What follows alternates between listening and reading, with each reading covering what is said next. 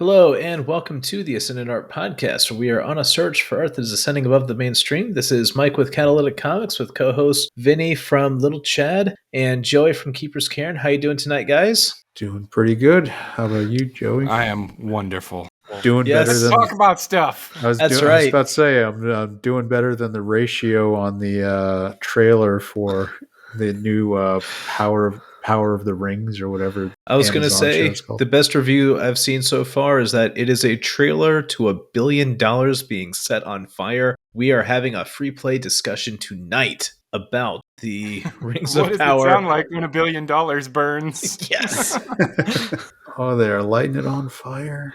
Yes, they are. So, of course, we are talking about the most recent attempt at doing a reboot or other sort of adaptation of J.R.R. Tolkien's Lord of the Rings books and series. And instead of taking the idea and trying to build upon it, they said, okay, we're going to take a skin suit of something that kind of sort of has to do with this book, and then we're going to subvert expectations. So why don't you guys tell me about that? I really do think they're not buying the IPs anymore. They're only buying the audience. That's what they're doing. We're buying an audience because these people will watch this because it has the name Lord of the Rings, and we're just going to tell our own story and kind of give it the Tolkien skin. They should have called it Game of Rings because that's what they want, Game of Thrones, and they're going to try to do it with Lord of the Rings. I mean, that's what it looks like to me. So, maybe they'll borrow a couple of the characters that they liked from earlier ones, and then at that point, just throw their own cast into it. Name. Call it Lord of the Rings Genocide, since everybody's asking, well, what happened to all these elves and dwarves in the movies that we already have 1,000 years later? The Power of the Rings Dark Fate. Wait, no, at the very end of the series, Galadriel's going to turn towards the camera and go, no, I'm Galadriel Skywalker. Yes. But yeah, when you mentioned the part about what is all this happening 1,000 years later, Joey, why don't you go into more detail? Tell us a little bit about what was going on there. Okay, well, as we all know with Tolkien, it's European mythology, and so most of the races that you find are European in his world setting. As a result, a lot of pale skin, a lot of, white people, for lack of a better term, a lot of white people running around. But they've decided that they want to make it look more like the world we live in now, which makes no sense because Middle-earth is not Earth. So I don't know where that comes from, but with the movies that we already have that go over Frodo's journey to destroy the One Ring, there's not a black dwarf, not a black elf in sight anywhere. And this new IP that they're working to put together with Tolkien's name slapped on it, which I'm sure he's really, really happy about. There's a lot of diverse elves and dwarves from what we've seen in the preview materials. So a lot of people have started asking the question, well, what happened to the diversity? Right, because where'd all those elves and dwarves go? Because it's set centuries before the other story. So you're right, it does kind of beg that question. It's almost like if they had instead turned and done it like however many years afterwards or added another continent or something, like you could at least have an explainer, but they decided to do it in the worst possible way to bring up these kind of questions. I mean, I think it's silly, and I kind of consider it a joke at this point, but then there's also the whole, the Uruk-hai were believed to be elves once. Don't go. It was orcs, actually, not the orcs. Oh, it was just the orcs? It was the orcs were the corrupted elves. Oh, that's right. The Uruk-hai were the ones that grew in the slime, right? Saruman created the Uruk-hai. But I think there's enough of that in World of Warcraft where they talk about the orcs. None of these are my opinions. These are just things that have been discussed in the big bad interwebs. The show itself looks cheap. That's the crazy part. Amazon spent $1 billion just to get the rights to this.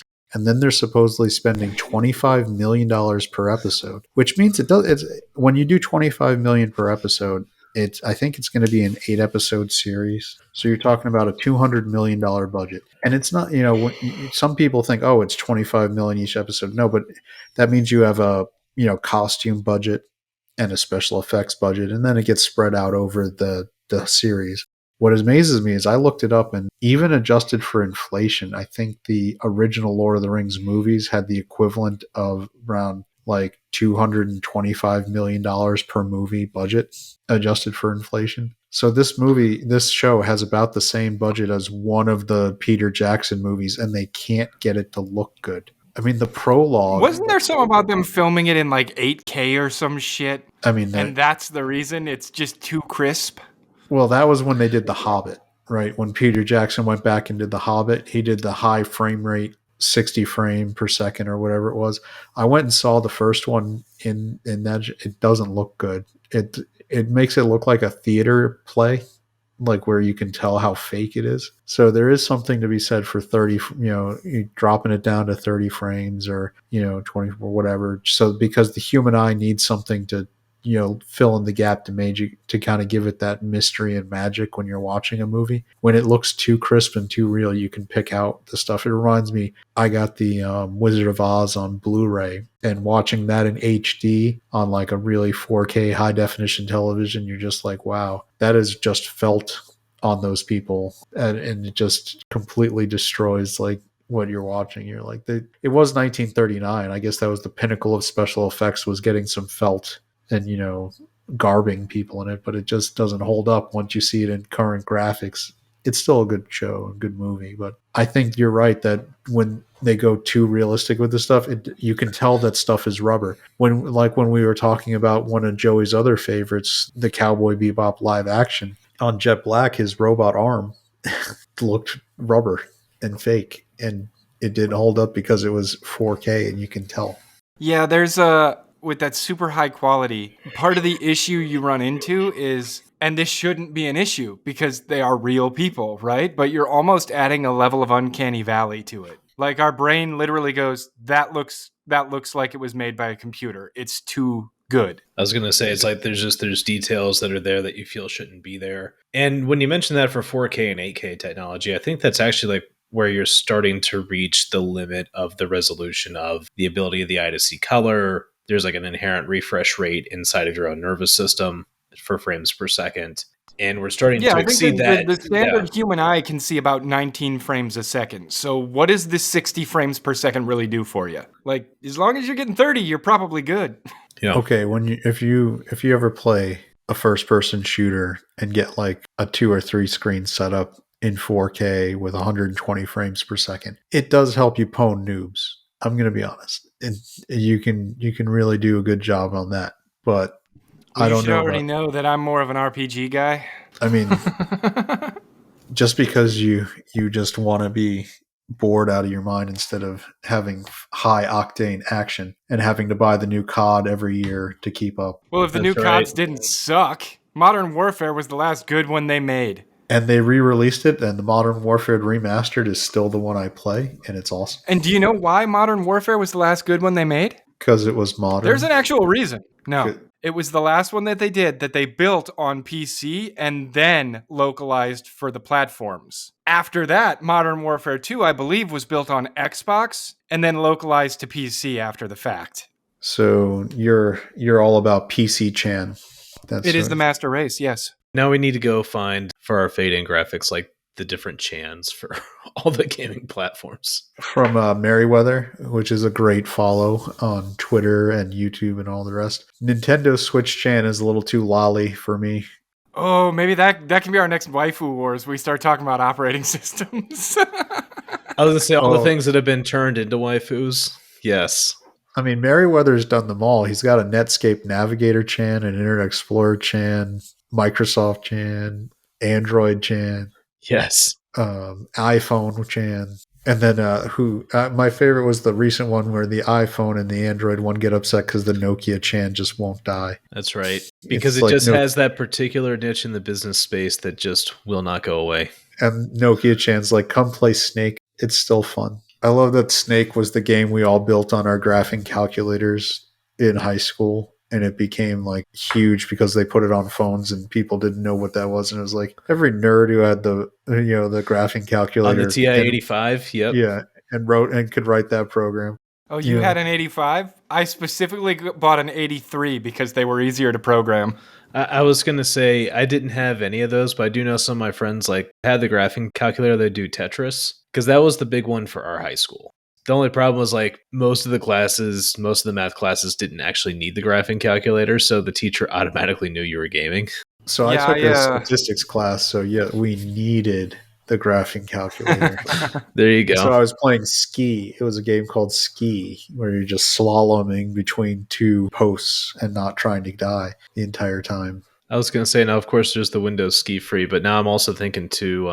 Since we're off in like high school games, I was also very fortunate that for our web design class, that some enterprising student actually hacked the county servers and installed Quake on this one remote server, so like we could do LAN parties out of our web design That class. probably wasn't some enterprising dude.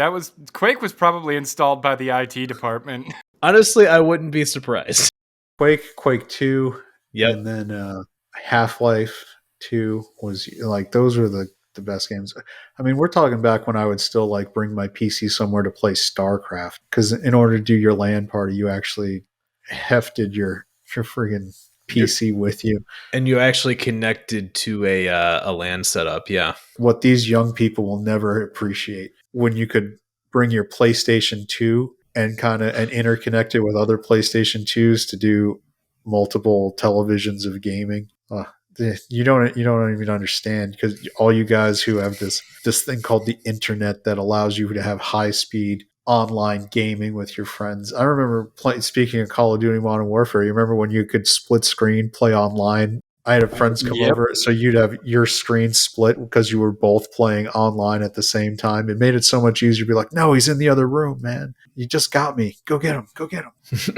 And all of that is fun, which the new Amazon Tolkien show does not look like, to circle back to our topic at hand. But on the plus side, I do think there's going to be a lot of YouTubers who are going to make bank talking about it. I think they already are. I've seen plenty of videos. Nerdrotic is dropping stuff all over the place. Yep. Az is talking about it. And now that we're getting back into our original free play topic, I think also too, like this gets into the question of, I think, was it before we were talking, Joey, you said there is this trend of they're not really buying the IP, they're buying the audiences. Yeah, they're telling these weird stories.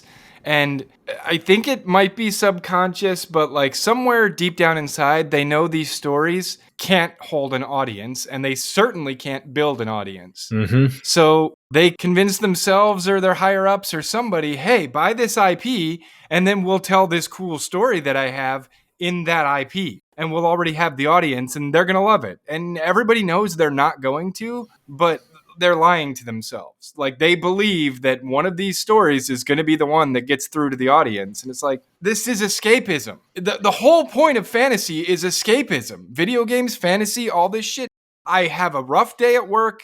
Shit doesn't go well. I get home. I just want to get away from the world for a while. I want to go ride some fucking dragons and burn some fucking evil people and do those things. If you try to make it like the real world, you're losing me, because it's no longer an escape. Yeah, or if you want to try to make it like more quote unquote realistic or influential or inspirational, like I also had the theory too of like it still has to be what I would call life plus. So it kind of looks like life, but wouldn't it be cool if I could also do this? Or there's this thing like I'd never want to normally have happen, but like let's just go experience that because it's not part of normal life. Right, but when 90% of the conversations you participate into on a day-to-day basis are about people bitching about this politician or that politic or this policy or that policy, the last thing you want is to see more of that shit in your media. Exactly. So, like, swing away. Go away from that. Go back to dragons and knights on horseback and damsels in distress and shit that will not happen in reality. I mean, it could happen, right? Jurassic Park is sort of like, no, dinosaurs are almost. Vinny? No. Maybe if you like go to one of those like drive-through zoos and you like get out in the tiger exhibit, like you could have that kind of experience, maybe. Well, then you're getting into the Captain Hook mindset from the old Robin Williams movie. Death is the only great adventure. Yeah, that was Hook with Dustin Hoffman. I actually didn't mind him as Captain Hook. He was getting a lot of flack. I'm going to do it, Smee. Don't try to stop me this time, Smee. I'm doing it. Smee, stop me. Smee, stop me. And Bob Hoskins, it's me coming off the epic that was that before or after Mario Brothers? Honestly, I don't remember. I just remember I loved that movie. Hook was really good. Rufio, who by the way was the voice of Zuko on Avatar: The Last Airbender. If that sounded familiar. Really? Yep, Rufio is the voice of Wow. Zuko. Did not know that. Next time you go back and watch it, listen and realize, oh no, that is Rufio. He's, you can hear it because his voice doesn't change that much. He also did the voice in Katara, in the sequel one of Zuko's grandson. Mm-hmm. I think his grandson's name was Iroh. And that was another one because Uncle Iroh was voiced by Mako, but Mako passed away before the final season, so they had to recast it. Mako was also the voice of people like Samurai Jack, the bad guy there, and they had to replace him when they brought Samurai Jack back for that final season, that R-rated, Adult Swim season, which was actually really good. And they replaced Mako with the same guy who replaced him on The Last Airbender because he was obviously knew how to fake the voice as close as possible. And that was a nice little tangent that serves no purpose talking about Tolkien, but I'd like to give people that kind of stuff as a break. I mean, this is a free play. It goes where it goes. Yeah. Hook is great. Why do people hate on Hook? You remember when it came out, people said that it wasn't great? It was awesome. Maybe it's because I was 10 when I saw it, but it was fantastic. Mm-hmm. I enjoyed it. Julia Roberts Did the as critics not like Tinkerbell. it? Because the critics are always wrong. Let me hop over to Rotten Tomatoes and see what Hook got. And as we're talking about, I'm just thinking about, right, critics are very much like kind of a piece of academia. Yeah. Hook had a whopping 29% critical score. That totally makes sense, dude. Yeah, what was the audience score? 76. Yeah, see? The audience liked it. Wait. That makes sense to you as in because you agreed with it and didn't like Hook? You communist son of a bitch? Makes sense. It makes sense in the sense that okay. No, if the critics don't like it, it's probably good. That's better. Well, what's more, critics are going to be, it's just like the whole art school world. It's academia, and academia is all about, there's kind of this official way of how you're supposed to go about things. It's you need to be innovative, but you need to be innovative in the box that we define for you, in the 3x5 card of allowable opinion. And so what happens is really the critics are just evaluating, is this thing within the 3x5 card? What is the extent to which it is? And therefore, a lot of the really truly creative stuff, even if well executed, can still end up with a low score simply because it doesn't fit the 3x5 card. I think critics just don't like things if they don't make it harder for you to know who you are. Mm-hmm. They want shit that confuses you. They desperately need to sound witty. That's the other part of it. I'll tell you this. The Uncharted movie is getting a 39% that comes out this week when we're recording the podcast. I'm not sure. It's at 40%. I just clicked on it. It must have gone up a whole point. That might be one where they end up being accurate. I'm not sure that Uncharted looks very good to me. I think Tom Holland was not good casting for Drake, especially even if you're doing a prequel. It just doesn't, Tom Holland doesn't pull off the roguish, basically Nathan Drake's supposed to be almost a Han Solo. He lacks the charm. You're trying to cast someone who can play a scoundrel. Yep. And he's not scoundrel material. Tom Hardy kind of could have maybe pulled it off, but he's a little old. The one that was really good is Nathan Fillion did basically he funded his own short film of Uncharted where he was playing Nathan Drake. And Nathan Fillion, as some, if you go back and watch Firefly or Serenity, the movie, whichever one you want to watch, that character that he was playing there is basically a Nathan Drake type to a T. He would have 10, 15 years ago when the Uncharted games were first coming out, Nathan Fillion at that point in time would have been perfect. He's gotten a little too, I think, old to do it at this point, but it's just to give people listening who I think was the optimum casting around when the games first came out. It was perfect for Nathan Fillion at that point. Nice. And I just also had an idea for an activity all of a sudden, since we were kind of starting off kind of dunking on this overly expensive Amazon remake of Lord We're of the not Rings. Done dunking on it, by the way. No, but we're going. You guys remember when we did the Mother of Madness episode, and we said we're gonna take this hot garbage and fix it? And if we were given the assignment, because this is also one theory I've got about this as well. I think part of the reason that we keep getting these bad takes is it's not just the activism, actually, not just that people are intentionally doing it. Because I started to realize, like, if you try to do this from an activist angle, you technically could do it. But I think the problem more is because they're hiring on opinion more than on talent. We're actually at the point that I think some of these people are telling bad stories because they're not actually capable of good stories. And so this leads us to a question, which is, if you were given this assignment of saying, like, hey, like, we want a new Lord of the Rings project that's going to extrapolate from what Tolkien wrote, how would we go about respecting the IP that would not only get fans but bring new fans in? I mean, look what Peter Jackson did. Mm-hmm. That worked perfect, and it's making the rounds on the internet now. But when there's a quote when he was talking about making it, it's like we consciously decided we couldn't bring any of our own stuff into this. It was just adapting Tolkien, doing what he did and putting it on screen. And there are more people who know about Lord of the Rings because of him in the last 20 years than the books. The books are great, and the books had a really passionate fan base.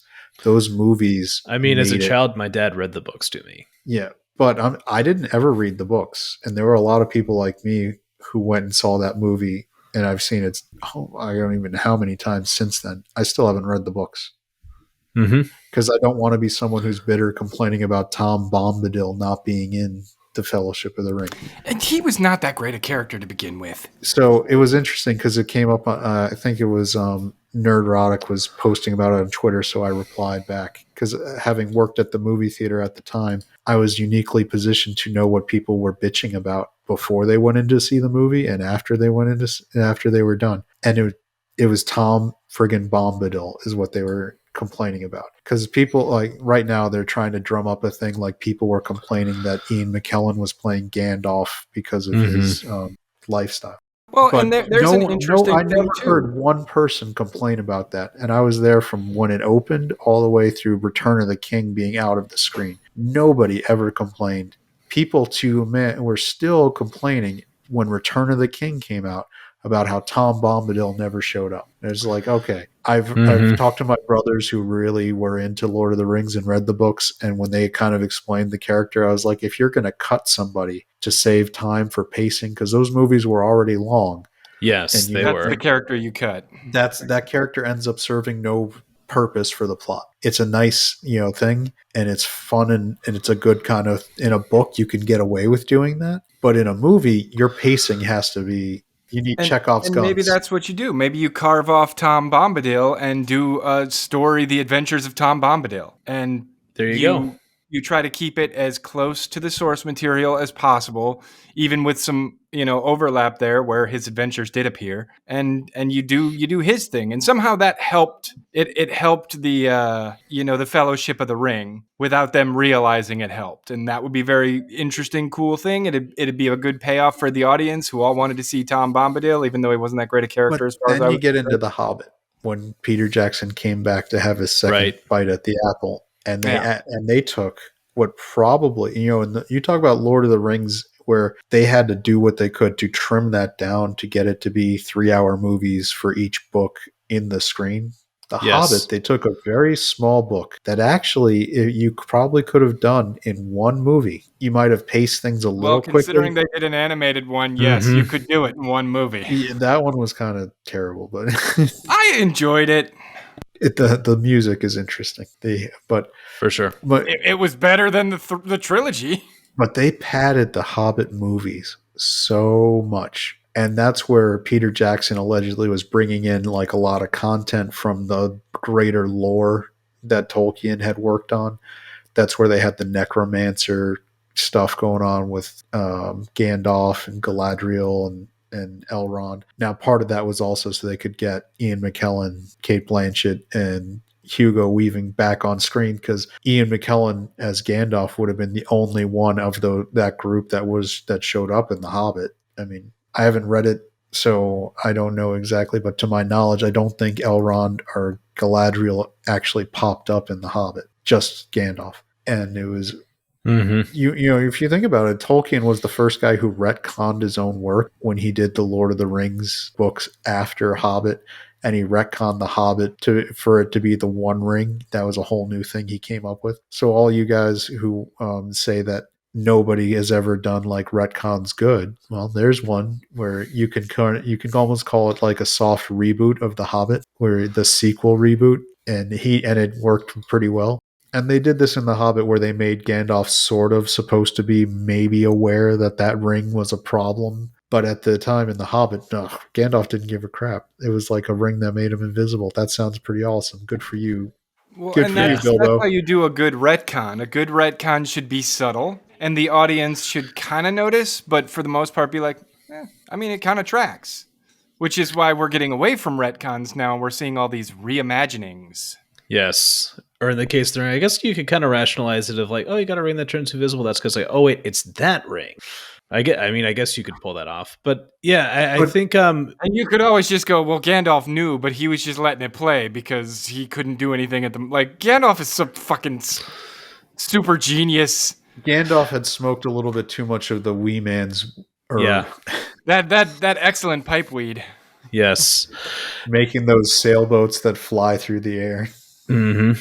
And of course the fireworks. And the fireworks. And also, as we're talking about this too, I think you kind of mentioned this in passing, but it made sense. You talked about, you're right, because the thing for Lord of the Rings is it's not just that he wrote those books, but he also, you're right, he wrote the Silmarillion, he wrote a whole lot of other work. And so there is a whole bunch of material there. Like you could spend a good bit of time just adapting like what's already been written. And then another thought too is like, but let's say for something that you actually wanted to extrapolate from, I think what you would have to do is you'd have to say like, okay, what are the themes of the work? Like, what is it that he's trying to accomplish with the work, and say, can we accomplish that with our story and with these settings? That's a good question. I don't know, because I don't think that these guys are talented enough to. Peter Jackson was the exception. He really loved it. It was like a perfect storm. He got New Line Cinema, which had never done anything on that scale, never, to write the check to do all three movies at once, which is what got them made. Mm-hmm. If they hadn't actually been committed to doing all three, I don't know if it would have pulled off quite exactly how it went. So it was weird that in that one specific window, it's funny how in movies there's a lot, it always works. Peter Jackson had pitched that. It definitely wouldn't have gone the way it did, because if you make them all at the same time, you don't know how the audience is going to react. But if they made the first one and then they finally got greenlit for the second one after the audience reacted, you would have producers stepping in and going, the audience wants more of this, so put it in there. And literally, it could ruin it, because the audience says a lot of things, but sometimes they're a little off on what they're looking for. I was gonna say, because who was that? That was our episode with Tim Lim when he talked about giving the fans what they want.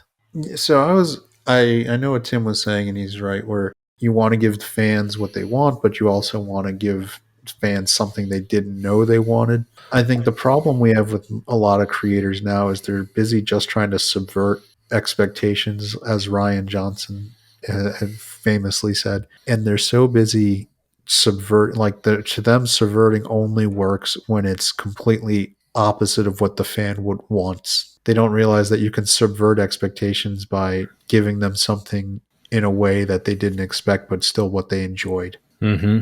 And I think that that's the problem. Like, subverting expectations by itself isn't bad, because you can, if you do it and still deliver something the fans enjoyed. But also at the same time, you want to pace and lead. You want to lay out breadcrumbs. You want, as a storyteller, to put stuff out there that lets fans know where things are going. They are really good, as you did in your video explaining how they laid out their character arcs in their first story arc for Common America. Oh yeah, for the Vermilion Masquerade one. And I know I've got another one in the works once I can get some script work done on my own side. But Yeah, you're right and- about that with subverting expectations, which is you start off with like a story that it starts off looking pretty predictable, but then it's like, okay, we're going to throw something that you didn't expect, but it makes the story richer by doing it.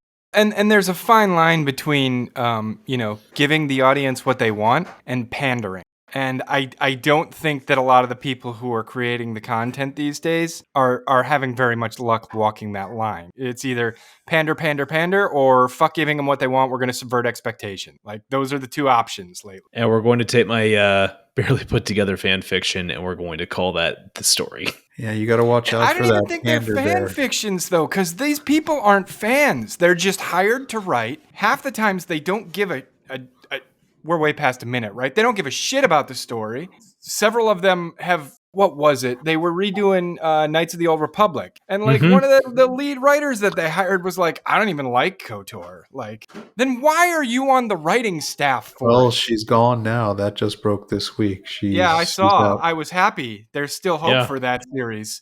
A New Hope. See what I did there? Yes. Oh, we got dad jokes in the podcast. Yay! There we go. Everyone's gonna love those. Well, Anakin didn't get to make any, so I have to. He killed a lot of dads, though, and the women and the children. Yeah. And I was Padme going to say, was like, "Oh, you're cool. They were just Tusken Raiders. They're just dirty stand people. You're okay, Anakin. I'll marry you now because now I can fix you." and we saw how that went.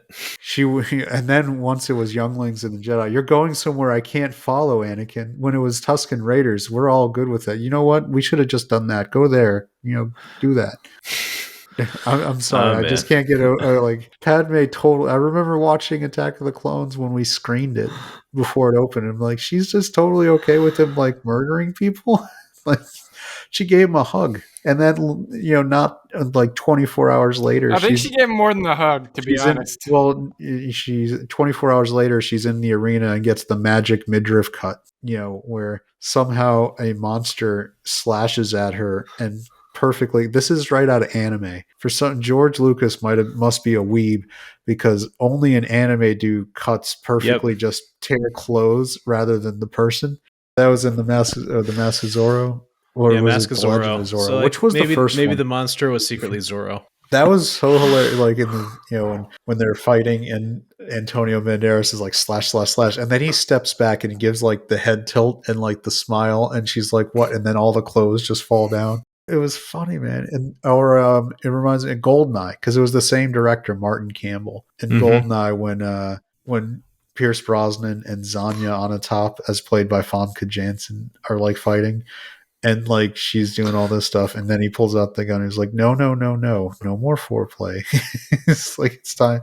I believe in like safe sex, and he's got the gun like pointed at her. Like, these are the fun, like that's subverting expectations. Those are making the jokes that are of the time but are funny and still let everybody enjoy things. Why can't everybody just enjoy it? In movies they call them 4-quadrant films, and what that means is it appeals to young, old, men, and women across the board. The 4 quadrants of moviegoer. And usually one specific quadrant has to be hated a lot at this point. Yeah. So in order for a movie to be truly successful in a blockbuster, it has to have 4-quadrant appeal. Like it might be by design to appeal to one group more than the other, but all the groups have to be able to enjoy it. Like in Titanic, that was clearly designed to be more female leading in terms of the story, but men liked it too because the big boat broke, and it was cool watching that whole thing like fall apart. Yeah, and even though, of course, there's all this drama tied up around it, like you're right, like as a male watcher, like we're there to see the boat sink. And of course, Jack, when she's like, "I want you to draw me, Jack." I mean, that got the male viewer all right. I was gonna say there's quadrant appeal, I guess. PG-13. It was done in that way, yeah. You were only allowed to see one half at a time. So it worked. But and then I don't think that was PG-13. Yeah, right. Titanic was PG-13. In that case, they went right up on the edge of it because I remember those scenes. So no, you're allowed to show partial female nudity in a PG-13 and not go R. You're also allowed to have 2 instances of the F word, but they have to be used in a non-sexual manner. These are the rules at the time. I was very well aware what the rules were circa 2000 when I was working in the movie theater, because that would impact. It would be right on like the rating. It would actually tell you rated this for. I remember Attack of the Clones, and like it was rated PG-13 for sci-fi violence. But yeah, so there was actually rules about how often you could use the F word. Once you used it 3 or more times, it was guaranteed R. Which is why South Park came out and they were fighting with the MPAA. Like they make jokes about it in Bigger, Longer, and Uncut when it's the guy at the movie theater and he's like, "Why is this rated R?" Because it has naughty language and you're not allowed to hear it. I was gonna say I remember watching that with my friends in high school, and it was clear, like as far as language goes, like they just had fun with it. They really did. I know. It's What's like, bad I about mean, they had a musical number called Uncle Fucker. yes, they did, and I think they were just like, I think the writers were probably just sitting around thinking, like, how many swear words can we pack into this film and into this scene? And it was, I mean, they did.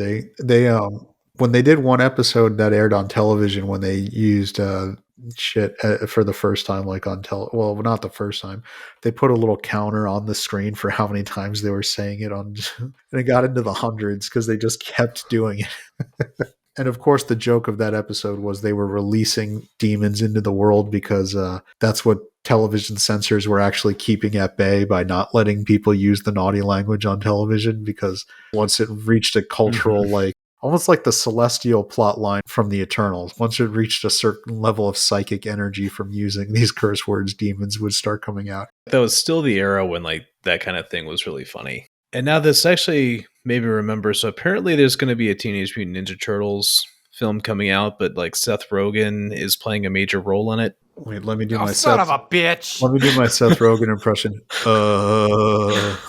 So there you go. That's Seth Rogen. No, yeah, he's 'Cause- actually. I'm watching currently with my wife the Pam and Tommy show on Hulu, which Mhm. is actually it's surprisingly entertaining. The girl who plays Pamela Anderson in it, Lily James, is like a dead freaking ringer for Pam Anderson circa 1995. It's like ridiculous. They obviously they gave her prosthetics to match certain features, but they also did like the forehead and and she's got the like speaking mannerism now, and Sebastian Stan is playing Tommy Lee. The only problem is I was too aware of that time period because that's where I grew up, right? So when they start referencing other things that are supposed to be like pop culture references of the moment, and I was like, oh, that was like 3 years after this happened.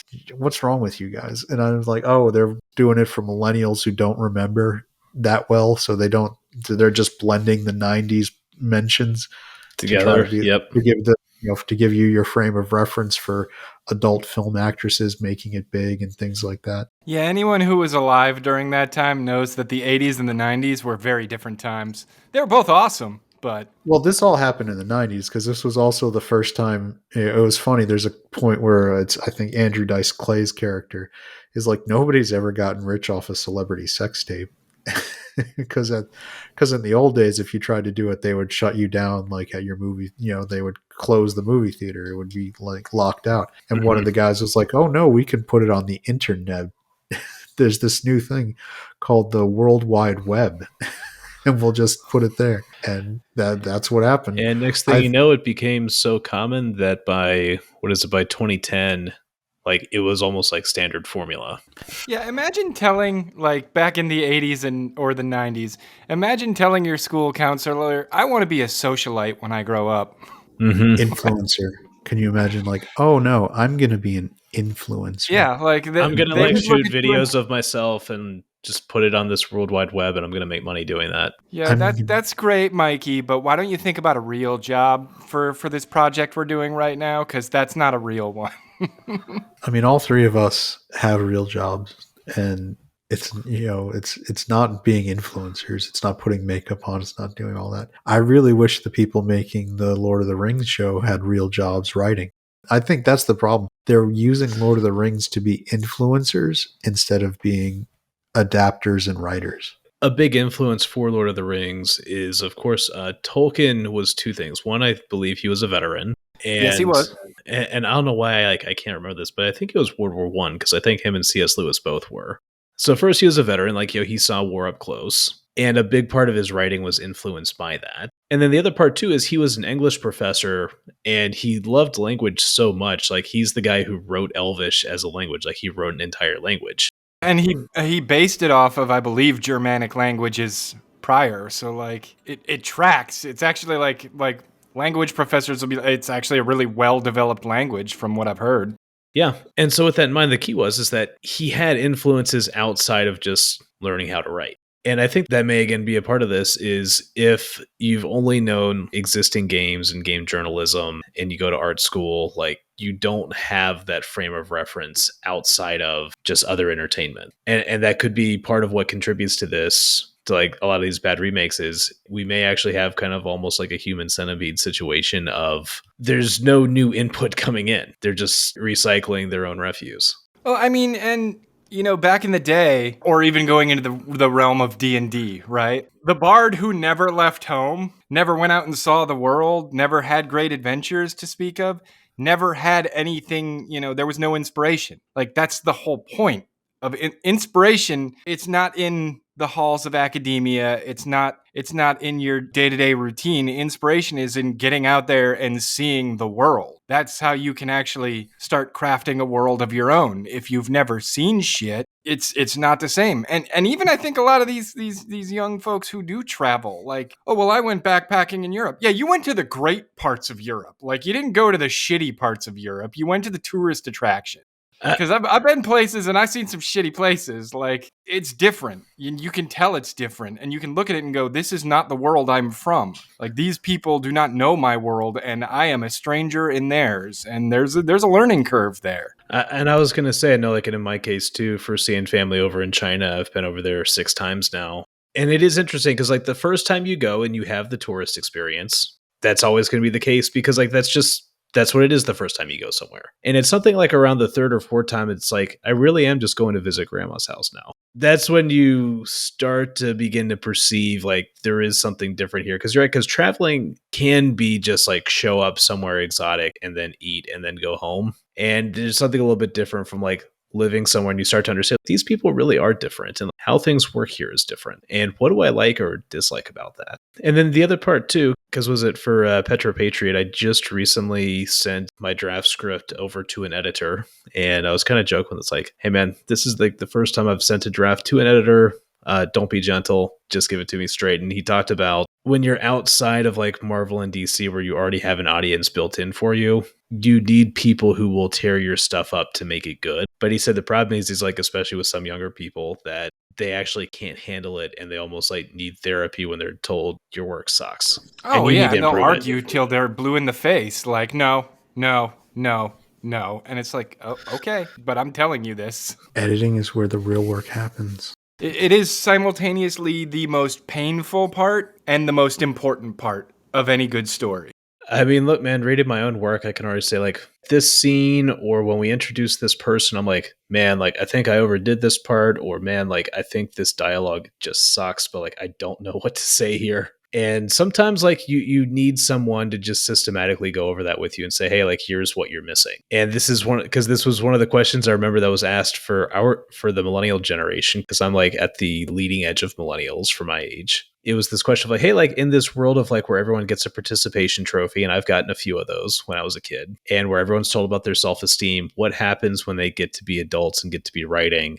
And it's almost like we're seeing it happen in real time now. Well, I think I think we were probably pretty close in terms of age. So my version of a participation trophy was a very small, inferior product compared to the ones who won. And I think that's you got the tiny little plastic piece of shit. Exactly. Yeah. That's how it should go. Like if you get something, it should actually, when you got a participation award or trophy that was like that, it almost mocked you. Yeah, it was the trophy that you got, so you were happy you got something, but you would sure as shit never put it on display. But you never want your friends to see that trophy. But you weren't really happy you got it either, because right next to it was the captain or the MVP, and it was the actual legit trophy. And you're like, it was better. It was better than no trophy at all, because it was a reminder of your failure that you could hold on to for the rest of your life.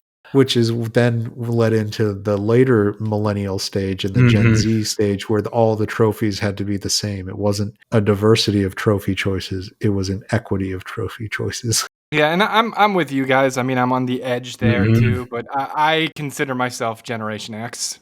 So unfortunately, I had a Gen X brother, so I think I'm technically the first year millennial. Yeah, I was 85, so. Yeah, so it's 82 here. I still consider myself Gen X. Like, it may have been dying out, but I know that as far as mentality goes, we're technically in there. But I do think there's a solid argument for I think somebody online calls it the centennial, right? Where you're not quite a Oh, millennial. Zennials. Yeah, where you're in between Gen X and millennial. And the reason I think Well, it's a and it legitimate says argument. like that millennials like grew up with the internet. And it's like I didn't grow up with the Yeah, internet. I got it in exactly. high school, I but I got didn't like grow up with it. most of My us got. cell phone I bought at 20, Yeah, with my own money. we didn't have internet from elementary school, which is a big deal, right? Mm-hmm. Having internet in elementary school and then all through middle school kind of warps your knowledge capability and also what you had available to you It in completely puberty. changes the way you think and do research and learn. Not to Like mention what For people sure. don't realize is there's a big difference too. Like when we were first getting the internet, we were pure 28K. The 28K modems. The yeah, I twenty. remember if the your mother picked up the 2.4K. phone, you were Yeah. offline. Yeah, I had one of the 2.4. I was on Aerial internet, like, and Prodigy. You remember everybody else have Prodigy internet where you actually the beginning Well, chat room kind of thing? do you remember Earthlink? Because that was big Oh in yeah. Atlanta. Earthlink was later Yeah. 90s even, at Yeah. least when it got national. But when you're in our age group, that was what the but when you're if you think about it, just a few years later, if you were born like 87, 88, 89, by the time you were 10 years old, broadband cable internet was a thing that was in a lot of houses at that point. Mm-hmm. And broadband internet and even Wi-Fi by like the beginning, like online gaming. I remember PlayStation 2 by 2001 or 2002, you could buy the modem to be able to play online. I was playing SOCOM online by then. But I was gonna say too, as a developer, I remember because I like building websites. The first like freeware and open source stuff really started coming out late '90s, but the big one was when PHP. GeoCities. Oh yeah, GeoCities. But also, if you remember, PHP Bulletin Board was the first one in the early 2000s to make it very straightforward to set up a discussion forum. Right, like this is like just before social media, and you're right. Like that was also the phenomenon of right building online based communities so that you could actually have a community to be part of that was not part of your local one. I mean, the other thing is when I first made a web page, I had to actually write HTML code. Yeah, same here. And I think there's a big difference by the time people got WYSIWYGs with even like Microsoft Word and some of those early WYSIWYGs where it made like making it a web page something you could just do like it was a Word document. I remember Windows 3.1 where you actually had to do a DOS shell, to do stuff. I mean, I remember installing video games in DOS where you would eject the first floppy and then put the next floppy in. I mean, there's a good argument to be made that Windows 95 is the line of demarcation for the generation, because if you grew up with a graphics interface Windows, it was a completely different computer experience than even before that, even though it had like a graphic interface, you were still like doing your directory, your executable file and all those things. I mean, playing King's Quest with 12 3.5-inch floppy disks that you had to flip out between each like thing. My first computer experience that I really remember, it was around 1991, 92. We had our first home PC and it was like a couple $1,000, right? Because that's what computers cost back then. And my little brother decided to play King's Quest, right? Because we had gotten some video games. And I don't know what random combination of keystrokes he did while playing King's Quest, but he ended up like frying the operating system. Nice. And then my mother comes to me and hands me at the time, remember, this is Windows 3.1, a stack of about 25 floppy, like 3.5-inch discs, which is the operating system. And she's like, all right, you fix it. I was like, I'm like 10. What am I? And she's like, you guys broke it. You fix it. So I'm sitting there and format C:. Exactly. I ended up, I pulled out, she handed me like the operating system instruction book, which was like that thick at the time. Right. And I'm just like, okay. And I'm like, page 1, insert first disk on your BIOS screen and start the operate. I reinstalled the whole thing. And that's how I learned the hard way how to do DOS commands that you can still use in Windows, by the way. People don't realize they still work and they're still pretty effective at getting things done. But man, we have gone like all over the place for this discussion tonight. This is a free play, man. It's a free play, baby. You never know what's going to happen. I mean, I had a lot more fun talking about Hook than I did talking about the new Lord of the Rings show. I know, man. I got one more thing for the Lord of the Rings, though. It goes back to that picture of the infamous dwarven princess. She doesn't have a beard. With the golden Doritos.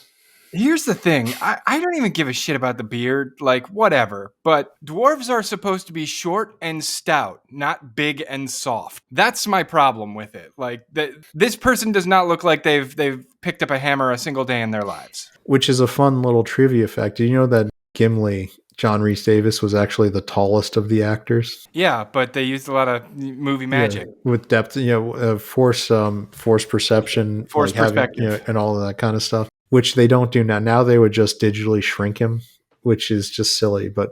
And that's one of the reasons I think that Lord of the Rings was like, sometimes you get things that are just the right mix of digital and practical.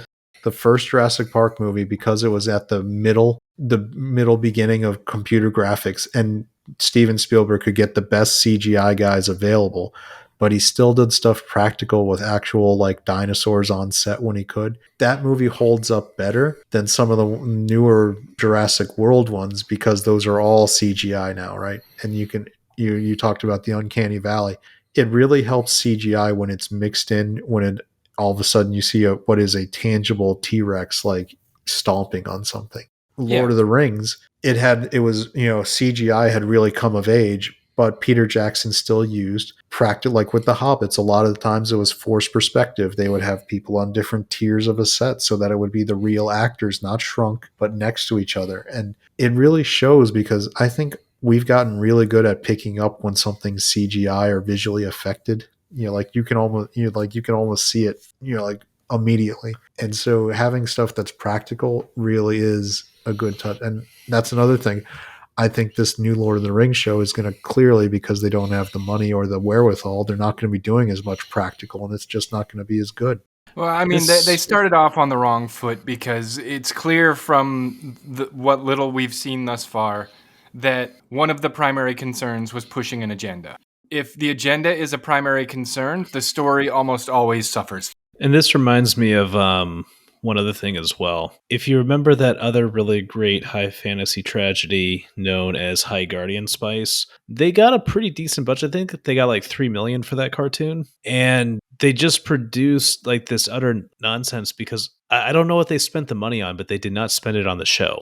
That's the part that baffles me. They're like, we didn't get enough money. We were duct tape production. And it's like, you got millions. I just don't think you invested your money wisely. Like basic assets like bread and lampposts. I mean, shit. Just PNG draw files one can get quick. expensive. They're not the hardest things in the world to draw. Like, even if it looked like shit, it'd look better than fucking photoshopping some random crap in there. They could have photoshopped in cartoon bread from some free image website.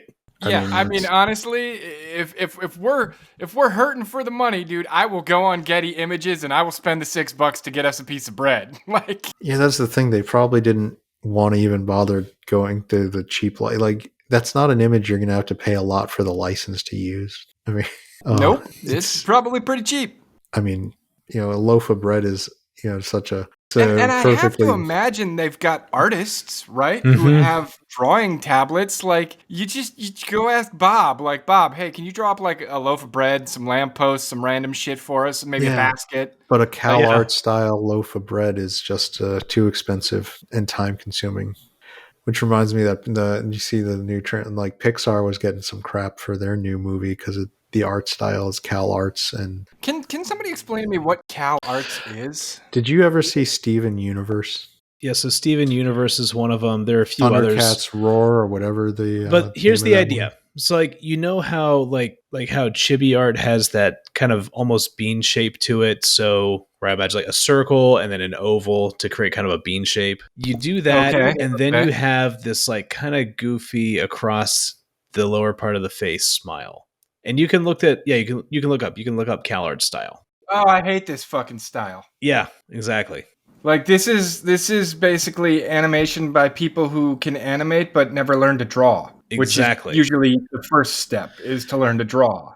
So by the way, so that's one of the issues when we were going back to talking about academia. And what's funny is like now I feel like we're picking up again. But you thought we'd reached the end of the hour, Mike? We're ready to go. It's free play.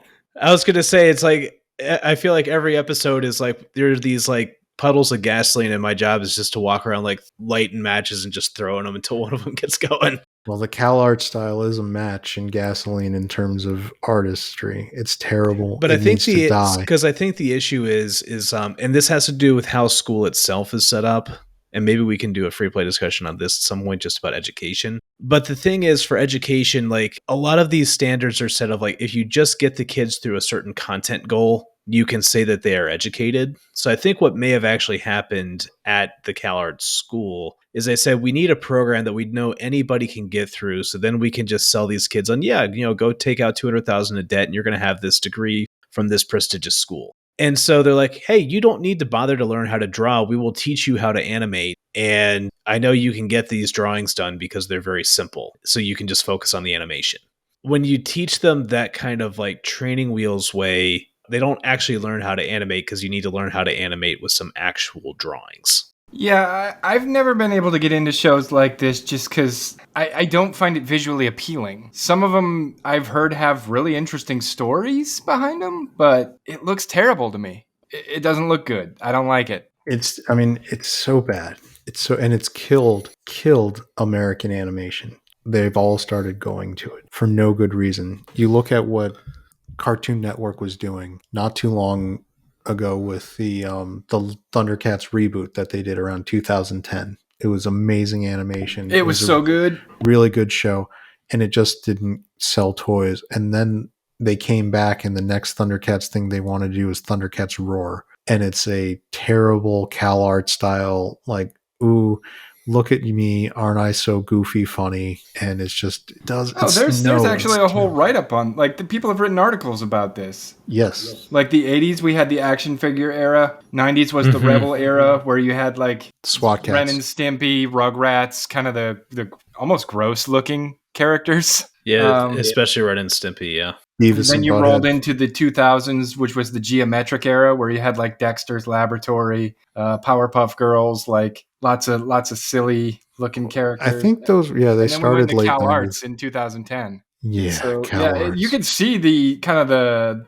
the arc of the evolution, but it's going the wrong way. It's getting worse, not better. Which is actually why I was so disappointed with Masters of the Universe Revelations, because the animation quality was good. The studio they got to do it, the ones who did Castlevania. Well, I mean, other than the fact that they took away all the female characters' boobs, yeah, it was pretty good. No, but it's showing you that the studio knew how to draw characters, right? Like the animation wasn't going to be the problem.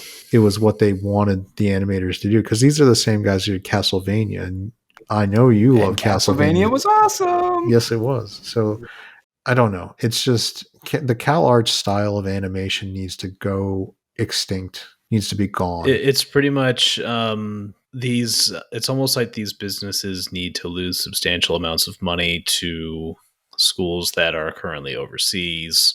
And then at that point, it's almost like the next generation of aspiring artists are going to are just going to say, like, we're not going to go and learn from these schools. Like, we're going to go learn from people who are actually succeeding. And we may see new schools, new ways of learning. I know, man, like Tim Lim the other day, he said it perfectly.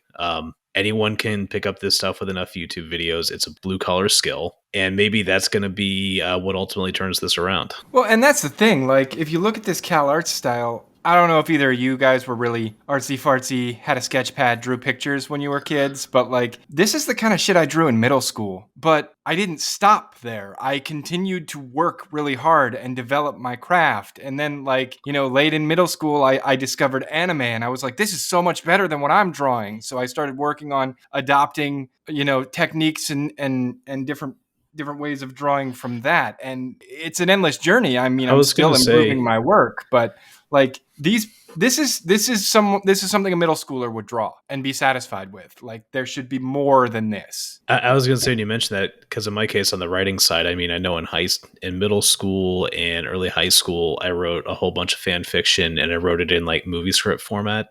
And I'm sure if I went back, I would be utterly embarrassed by what I wrote. But it was the same thing. Like, stuff was way too wordy. I still have a lot of my writing from my youth. So yes, you would be. Oh yeah. Well, I mean, I was already embarrassed by the time I was at the end of high school. That's why I deleted it all. But But it was also too, it's like, it was overly wordy. There were no plots. But like there was kind of a coherent of like it's something started here and it ended over there. And when I picked it back up again recently, I started realizing like, okay, if I'm gonna like start doing this as comic scripts, like I've got to go back and actually like study plot construction, study people. But the key was study other writers who are actually succeeding and then go from there. Right. It's not enough to say, oh, I'm going to write something that'll subvert expectations. And then, yeah, you can kind of recognize there's subversion in there, but like you can't recognize anything else. Yeah, a lot of I know where it starts and I know where it ends, and now I just got to fill it with cool stuff that happens, whether it matters or not. That's right. Here's a scene of somebody hanging off a cliff with like a knife stuck in it.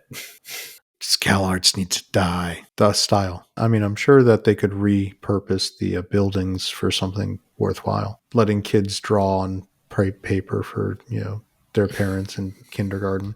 Yeah, I guess we'll put it up there. We're like Corbin Dallas at the end of Fifth Element. We're down to our last match, and it's just burning out, so we're good. Yep, we're good.